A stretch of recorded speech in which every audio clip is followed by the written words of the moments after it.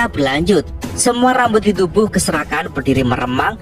Bahkan saat dulu ditangkap oleh pasangan Celestial Wang Wei dan Hu Juan, ia tidak pernah merasa kematian begitu dekat seperti saat ini. Jari ilusi yang muncul di udara itu seperti terbentuk dari dao surgawi, menyatu sempurna dengan langit dengan kekuatan yang tak terbayangkan. Itu bukanlah dao biasa yang bisa dipahami oleh para kultivator, tetapi jauh melampaui pemahaman individu manapun kekuatan dewa kuno. Meski tingkat kultivasi keserakahan hanya diilusiin, koneksi luasnya di langkah kedua memberinya cukup pengetahuan untuk memahami sedikit dari horor jari itu. Satu jari menunjuk ke depan, sekilas tampak seperti angin sepoi tanpa fluktuasi, seolah-olah hanya jari manusia biasa yang terulur lembut. Tapi efeknya begitu mengerikan hingga bahkan Wang Lin yang hanya berdiri di dekatnya merasakan jiwanya seolah hendak melompat keluar menemui jari itu. Keserakahan yang berada paling dekat segera mundur ke layar pelindung gunung dan sungai tanpa pikir panjang. Namun, ruang di sekitar mereka tampak runtuh saat jari ilusi itu menembus layar dengan mudah, menimbulkan retakan-retakan besar. Keserakahan memuntahkan darah deras, tubuhnya terhuyung dan terus mundur. Namun, jari itu tetap mengejarnya, tak memberi ampun. Di saat itu, mata Wang Lin bersinar aneh. Melihat jari mengarah pada keserakahan, ia memutuskan untuk bertindak, meninggalkan tulang yang sedang ia jaga. Wang Lin menyerbu seperti teleportasi, berdiri di samping layar dalam sekejap. Sambil berteriak, "Berhenti!" Ia mengumpulkan seluruh energi spiritual celestialnya dan menyerang, bukan ke jari dewa, melainkan ke arah keserakahan. Tubuh keserakahan terhenti sejenak, hanya sesaat, namun cukup untuk menarik perhatian jari dewa kepadanya. Wang Lin tidak menyia-nyiakan kesempatan itu. Ia meraih layar gunung dan sungai dan memasukkannya ke dalam tasnya sebelum mundur cepat. Sementara itu, keserakahan menahan nafas, wajahnya pucat pasi. Melihat jari itu terus menekan, ia menampar tas penyimpanannya dan mengeluarkan sebuah mahkota bersinar. Mahkota dengan 5 permata mewakili elemen logam, kayu, air, api, dan bumi. Ia mengenakannya dan seketika bayangan besar berjubah naga muncul di tubuhnya, memancarkan aura keagungan luar biasa dengan teriakannya yang menggema.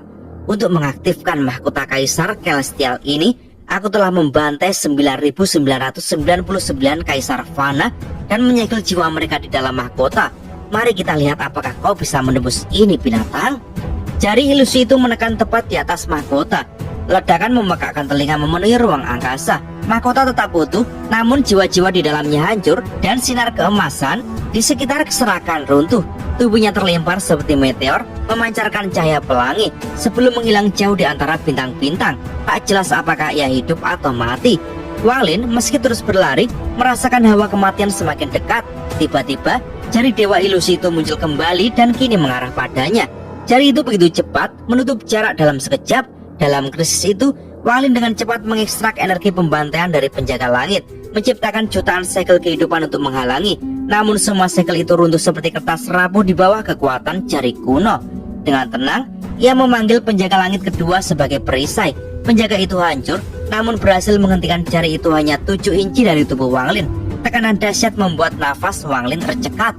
Mata Wang Lin menyala dingin. Ia mengerahkan energi pedang dari Ling Tianhao yang sedikit memperlambat jari itu. Namun tetap saja jari itu menekan ke dadanya. Rasa sakit luar biasa menjalar saat dagingnya hancur, tulangnya menjadi debu, dan tubuhnya sepenuhnya lenyap. Jari itu lalu menekan jiwa asalnya. Tepat ketika jiwanya hendak musnah, sesuatu terjadi. Sejak memakan naga guntur kuno, jiwa asal Wang Lin terkunci dalam tubuhnya, terhalang oleh lapisan tipis yang tak terlihat. Tapi ketika jari itu menghancurkan tubuhnya, penghalang itu ikut hancur.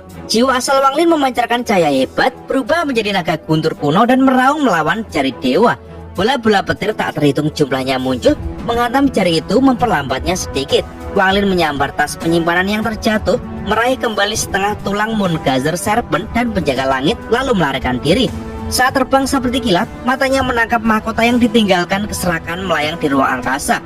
Ia meraihnya tanpa ragu, lalu pergi tanpa menoleh lagi. Jari dewa kuno akhirnya menghilang, namun bahaya belum usai. Ular Moongazer raksasa kini menatap Wang Lin, matanya penuh pertimbangan, lalu mulai mengejarnya, membawa serta tungku di tentakelnya. Wang Lin mengumpat dalam hati, semua ini di luar perkiraannya. Ia tak menduga kemunculan keserakahan akan memicu semua ini dan membangkitkan Moongazer Serpent hingga mencapai pencerahan. Kini ia kehilangan banyak, tubuhnya hancur, formasi pedang 7 bintang lenyap, bendera pembatasan runtuh, satu energi pedang Ling Tianhao terpakai dan luka jiwanya makin parah. Namun ia juga memperoleh banyak, jiwanya bebas, setengah tulang Moon Gazer Serpent, gunung celestial, layar gunung dan sungai, serta mahkota Kaisar Celestial.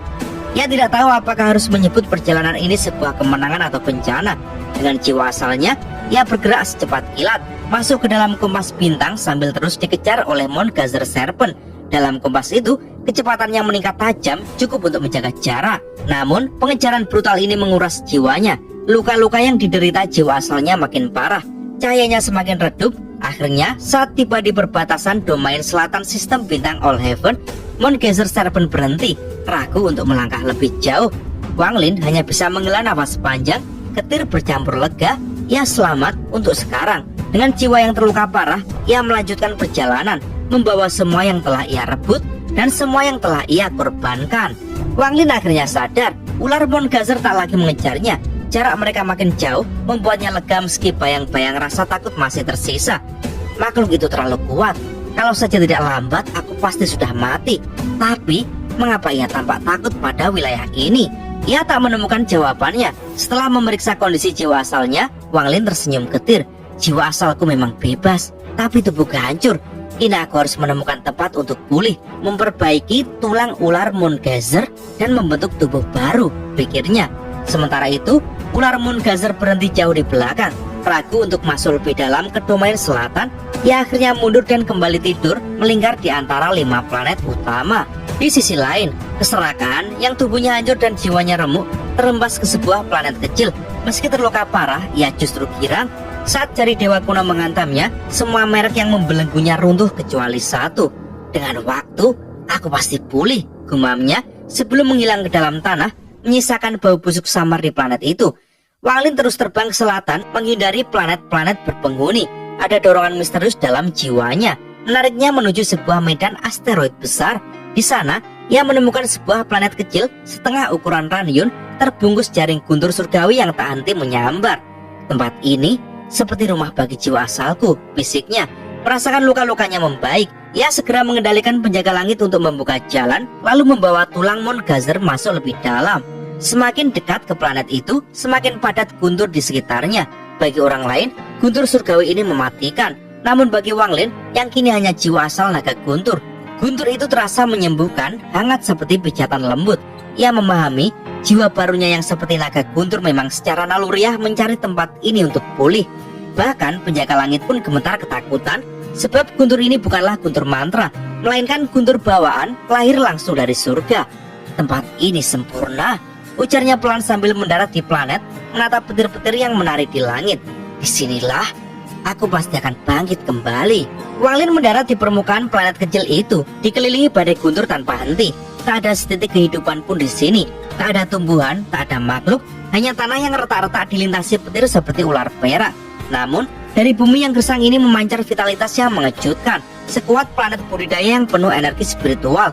Meski di sini energi itu sendiri lenyap di lahap guntur surgawi. Tempat ini sempurna, bisiknya. Di sini aku bisa menyempurnakan asal guntur dan membentuk tubuh baru.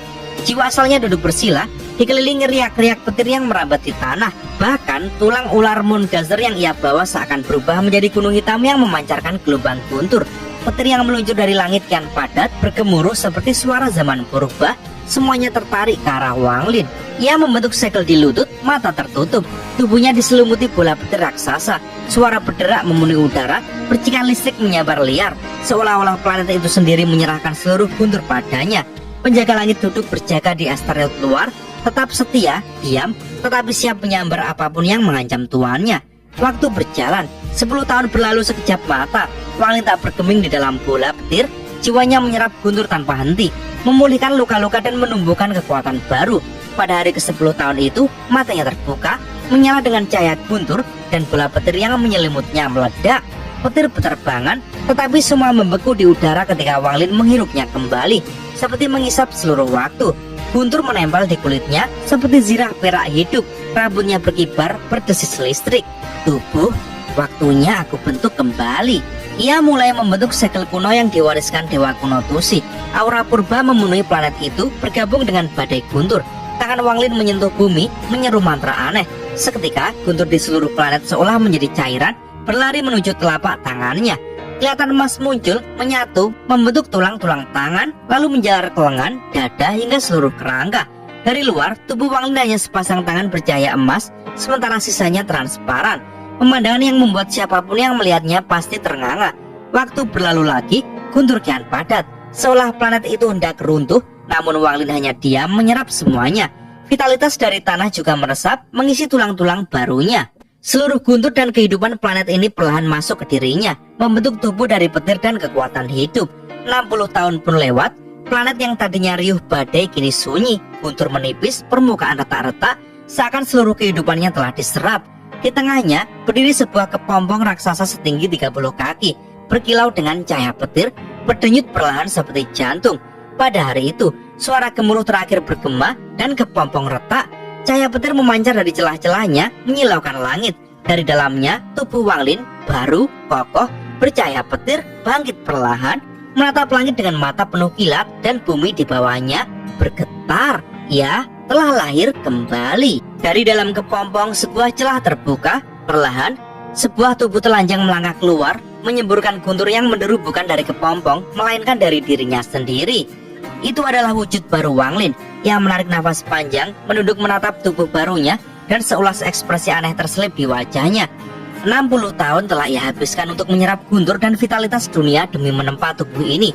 Sebuah wujud baru yang tak hanya mengandung kekuatan petir, tetapi juga beresonansi erat dengan jiwa asalnya yang berkilat bagaikan guntur. Sekejap kemudian, jiwanya keluar dari tubuh, melayang-layang sebentar, lalu kembali masuk. Tawa panjang meledak dari mulutnya, tawa yang bergema seperti guntur yang menyambar, menantang langit itu sendiri. Aku telah dilahirkan kembali. Aku tidak akan menyanyiakan hidup ini. Dengan satu lambaian tangan, sebuah tas penyimpan melayang keluar. Seketika, tubuhnya diselimuti jubah putih, lalu ia turun ke tanah dan duduk bersila. Tatapannya terarah ke sebuah gunung raksasa yang menyerupai seekor naga berjongkok. Matanya menyala dan ia mengibaskan bendera 1 miliar jiwa. Ribuan fragmen jiwa beterbangan membentuk 3 jiwa utama yang berkeliaran menjaga daerah itu. Setelah yakin semuanya aman, Wang Lin meletakkan telapak di antara alisnya.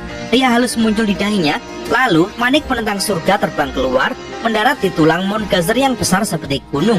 Di bawah cahaya kemasan manik itu, tulang raksasa bergetar pelan dan benang-benang emas mulai diserap perlahan sekali. Sementara itu, rasa ilahinya terus menyapu area. Bahkan ia mengutus jiwa keempatnya untuk berjaga di luar, memperluas pengawasannya. Hari-hari berlalu, dan Wang Lin memeriksa harta-harta rampasan hasil pertempurannya 60 tahun lalu dengan keserakahan. Yang pertama adalah gunung raksasa, yang kini ia sentuh sambil mengenang bagaimana keserakahan dulu menarik keluar jiwanya. Perlahan, ia juga mengekstrak jiwa gunung, sebuah bola kabut yang penuh energi spiritual surgawi. Namun, jiwa itu rapuh dan liar, seolah sewaktu-waktu bisa membahayakan dirinya sendiri. Ia mencobanya lagi pada planet, namun gagal. Seolah menarik ember dari sumur, namun embernya pecah dan airnya kembali. Tubuh Wang Lin diguncang keras, wajahnya memucat, namun ia menghela nafas dan tersenyum tipis. Pengalaman yang berharga, kemampuan yang biasanya hanya dimiliki kultivator langkah kedua. Ia kembali menyentuh gunung itu sambil bergumam, sedikit kagum pada musuh lamanya. Naga guntur kuno, gunung surgawi, tungku dewa kuno, layar gunung dan sungai, dan mahkota aneh itu benar-benar diberkati keserakahan ini. Wang Lin mengambil layar lukisan gunung dan sungai berikutnya. Sekilas tampak seperti layar biasa yang kusam, tetapi setelah diperhatikan lama, lukisan itu menjadi tajam. Sebuah celah besar membelah lukisan itu, jejak pertempuran masa lalu. Katanya, lukisan ini bukan hanya sekedar lukisan, melainkan disusun dari darah daus surgawi, rahasia yang tak pernah terpecahkan. Ia menanamkan jejak ilahinya, lalu menyerap layar itu ke dalam jiwanya, mulai memperbaikinya dengan guntur. Terakhir, ia mengangkat mahkota. Di bawah serangan jari dewa kuno dulu, mahkota ini bahkan tak retak sedikit pun. 5 manik di atasnya memancarkan kekuatan kelima elemen. Namun saat ia memakainya, kekuatan aneh merayap di tubuhnya, mencari sesuatu yang tak ia mengerti sebelum kembali diam. Mencari apa? 5 elemen? Pseudo 5 elemen? Hongdi? Mata Wang Lin berkilat tajam, seperti menemukan jejak rahasia lain yang harus ia pecahkan. Wang Lin menepuk tas penyimpanannya perlahan. Di tangannya kini muncul mawar biru, begitu halus, lembut, dan memancarkan cahaya ilusi kebiruan. Saat ia genggam, cahaya itu menyebar, mengisi udara dengan rasa dingin dan aroma kebanggaan yang menusuk jiwa. Para kultivator yang cukup kuat mungkin bisa merasakannya. sebuah keangkuhan yang tak terkatakan. Seolah-olah mawar ini pernah menjadi jiwa seorang ratu surgawi. Bagi manusia biasa, hanya dingin menusuk tulang, seolah dunia berhenti untuk sesaat, hanya menyisakan mawar itu. Tapi di mata Wang Lin, selain kesombongan, ia melihat sosok wanita, anggun, indah, dan sangat bangga berdiri di balik ilusi mawar itu. Wang Lin termenung sejenak, lalu ia meletakkan mawar biru itu di bawah mahkota 5 elemen. Segera, 5 permata mahkota menyala menyilaukan, memancarkan kekuatan tak kasat mata ke arah mawar. Mawar itu larut, pecah menjadi bintik-bintik cahaya biru, lalu menyatu dengan mahkota. Sebentar, mahkota bersinar biru pekat sebelum kembali seperti semula, namun kini ada semangat baru di dalamnya. Saat ia menatap mahkota, Wang Lin samar-samar melihat sosok bayangan memegang pedang di dalamnya. Ia teringat ucapan keserakahan dulu. Hanya dengan jiwa-jiwa dari 9.999 kaisar, mahkota ini bisa diaktifkan. Wang Lin merenung dalam diam. Apakah pemilik asli mahkota ini seorang kaisar dengan 5 roh unsur? Ataukah jiwa para kaisar hanyalah kunci untuk membangkitkannya? Ia tak menemukan jawaban. Bahkan tulang naga api yang ia kenali dari ingatan Tusi hanya sedikit menguak misteri benda ini. Asal-usulnya jelas sudah hilang di telan zaman. Beberapa hari berlalu, elemen logam di tulang Moongazer akhirnya sepenuhnya terserap oleh manik penantang surga. Cahaya kemasan dari manik itu mencapai puncaknya, lalu berubah menyerupai kristal. Aura kuno yang begitu pekat menyembur keluar, membuat Wang Lin tertegun. Ia menggigit jarinya, menjentikan setetes darah yang menyimpan jejak jiwanya ke manik itu. Begitu darah terserap, jiwanya berguncang, seolah sebuah simbol kuno muncul begitu saja dalam pikirannya. Simbol itu penuh dengan aura purba yang bahkan melebihi kekuatan iblis tersebar yang pernah menguasainya. Dengan jemari yang mantap, Wang Lin mulai menggambar simbol itu di udara. Setiap goresan memancarkan energi kuno yang membuat bumi sendiri berderak. Retakan-retakan muncul di permukaan planet. Udara penuh dengan tekanan tak kasat mata. Saat simbol itu lengkap, ia mendorongnya dengan telapak tangan ke arah manik. Dan saat itu juga, cahaya ungu pekat meledak dari manik. Begitu terang, begitu kuat, hingga seluruh planet seakan mengubah jubah ungu.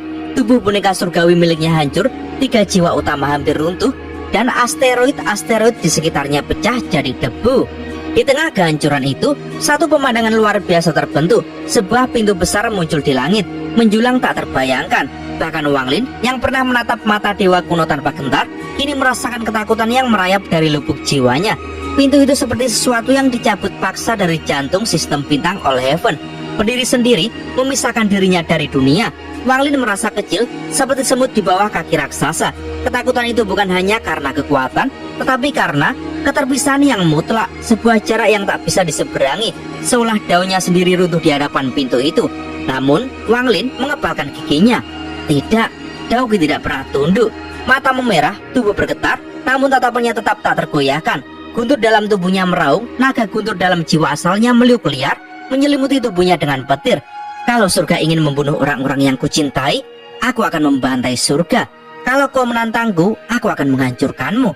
Suara itu mengguncang dunia. Guntur meledak, memenuhi udara, menyelimuti tubuh Wang Lin dengan kilatan-kilatan yang menggetarkan. Di bawah cahaya ungu yang ganas, tanah runtuh, gunung runtuh, tapi tubuhnya tetap berdiri, bagaikan dewa guntur yang menatap lurus ke arah pintu. Dan saat ia menatapnya, dari balik pintu, cahaya ungu padat itu membentuk sebuah lengan raksasa yang melambai padanya. Bukan milik dewa kuno, bukan milik siapapun yang ia kenali. Sebuah undangan atau mungkin tantangan. Kulit tangan dewa kuno yang pernah dilihat Wang Lin kasar, penuh retakan, penuh sejarah. Namun, lengan raksasa yang kini menjulur keluar dari balik pintu ungu itu justru halus, tak bernoda. Meski ukurannya menakutkan, ia tampak lebih seperti siluet mantra daripada daging dan darah. Lambat, lembut, lengan itu memberi isyarat memanggil Wang Lin, seperti seorang tetua memanggil cucu kecilnya pulang ke rumah. Isyarat itu berulang-ulang seolah penuh kesabaran, tapi justru itu yang membuat jantung Wang Lin berdebar keras. Tak ada aura membunuh dari lengan itu, hanya undangan yang sunyi seolah berkata, "Mari, aku akan membawamu melewati gerbang ini." Namun setiap pori tubuh Wang Lin terasa dingin, semua rambutnya berdiri. Adegan ini terlalu aneh, terlalu sunyi, terlalu tak tertebak. Ini bukanlah akhir yang pernah ia bayangkan saat menyelesaikan manik penantang surga. Gerakan lengan tetap sama, memanggil, sementara pintu besar di belakangnya perlahan menjadi ilusi, seolah bisa lenyap kapan saja. Wang Lin tahu, jika ia tidak melangkah sekarang, mungkin takkan ada lagi kesempatan kedua. Ia mengepalkan giginya, menoleh pada satu-satunya benda yang tersisa di dunia ini, tulang Moongazer yang menjulang.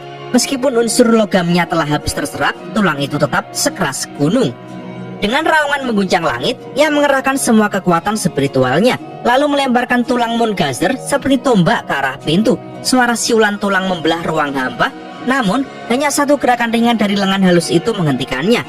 Wang Lin terkesiap saat melihat lengan itu meremas tulang raksasa dengan lembut, dan dalam sekejap, tulang Moongazer yang tak tergoyahkan runtuh menjadi debu. Seluruh dunia bergetar, asteroid di langit pecah satu persatu. Langit sendiri seolah retak di bawah tekanan tak kasat mata itu.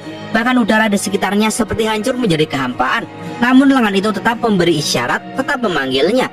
Wajah Wang Lin pucat, matanya membelalak. Apa yang baru saja ia lihat, kekuatan itu tak kalah dengan jari dewa kuno yang dulu menghancurkan segalanya di hadapannya. Namun berbeda dari kekuatan brutal dewa kuno, ini seperti hukum itu sendiri. Akhirnya, lengan itu perlahan memudar, tetapi masih mempertahankan gerakannya sampai pintu raksasa di belakangnya pun hilang dari dunia ini. Semua cahaya ungu di langit kembali terserap ke dalam manik penantang surga. Lalu manik itu jatuh pelan ke tanah, tampak biasa, dingin, tanpa tanda kehidupan. Wang Lin mengangkatnya dengan hati-hati, lalu menyelidiki dengan akal ilahinya. Di dalam, jiwa Limuan, Wang Ping, dan King Yi masih ada, bahkan lebih stabil dari sebelumnya. Ia mengerutkan kening, bergumam pelan. Apa sebenarnya manik ini? Kemana gerbang itu mengarah? Dan siapa pemilik lengan itu? Ia tahu, ia bukanlah orang pertama yang menyelesaikan 5 elemen untuk manik ini. Mungkin orang-orang sebelumnya sudah pernah melihat pintu itu juga, lalu memilih masuk atau dihancurkan oleh lengan itu. Ia menatap manik itu lama, lalu menempelkannya kembali ke dahinya, membiarkannya tenggelam ke dalam jiwa asal. Jawaban itu belum untuk sekarang. Wang Lin memutuskan untuk pergi. Planet ini sudah tak lagi berguna. Tempat yang dulu membuat jiwa asalnya nyaman berada jauh lebih dalam, di lautan asteroid yang penuh guntur. Dengan satu gerakan, Wang Lin memanggil binatang guntur dan duduk di punggungnya. Binatang guntur itu meraung rendah, menatap Wang Lin dengan tatapan bingung, namun juga hangat, seolah merasakan sesuatu yang familiar di dalam dirinya. Wang Lin tertawa kecil, menepuk kepalanya. Jangan bengong, kau tahu tempat itu. Kalau sudah sadar, pergilah. Binatang guntur meraung, matanya berbinar, lalu melaju cepat ke dalam medan asteroid. Makin dalam mereka pergi, kilatan-kilatan guntur makin padat, asteroid makin rapat, udara makin berat dengan petir. Wang Lin duduk diam, matanya redup namun waspada. Petir-petir di sekitarnya memantul di kulitnya. Tiba-tiba, binatang guntur berhenti, matanya membelalak, ragu dan gemetar. Di depan mereka terbentang pemandangan yang membuat nafas Wang Lin tercekat. Bukan planet, bukan gunung, tetapi danau guntur yang tak berujung. Seolah neraka petir itu sendiri. Petir bergulung-gulung seperti naga perak, guntur meraung bagaikan nyanyian dewa marah. Dibanding tempat ini, planet guntur yang ia temukan sebelumnya hanyalah percikan api. Binatang guntur berbaring di tepi, tubuhnya bergetar, bahkan ia merasa tak sanggup menahan kedahsyatan petir di sini. Wang Lin turun, matanya menyipit, lalu melangkah ke bibir danau. Saat kakinya menyentuh permukaan, petir masuk melalui telapak kakinya, memenuhi tubuhnya hingga terasa mati rasa, tapi ia tetap melangkah. 1, 2, 20 langkah, hingga akhirnya duduk bersila di atas permukaan danau. Tubuhnya diselimuti kilat ungu dan biru yang berkilauan. Binatang guntur perlahan ikut, berbaring di sisinya, menyerap guntur dengan caranya sendiri. Dalam kesunyian yang hanya ditemani oleh suara petir, Wang Lin menutup mata. Jiwa asalnya bergemuruh, tubuhnya perlahan menyesuaikan diri dengan kekuatan guntur yang luar biasa ini. Ia tersenyum tipis, lalu berbisik pada dirinya sendiri. Tempat ini adalah surga bagi asal gunturku. Namun jauh di angkasa, jauh melampaui medan asteroid, seekor binatang guntur lain melintas. Ia mengenakan baju zirah hitam, lebih buas, lebih mengancam. Dengan seorang pria parubaya bermata dingin duduk di punggungnya. Petir menari di tubuh mereka dan suaranya menggema. Alam guntur celestial segera terbuka. Aku harus menyerap lebih banyak energi asal dari danau guntur itu. Dan petualangan Wang Lin baru saja dimulai. Dan cerita pun bersambung.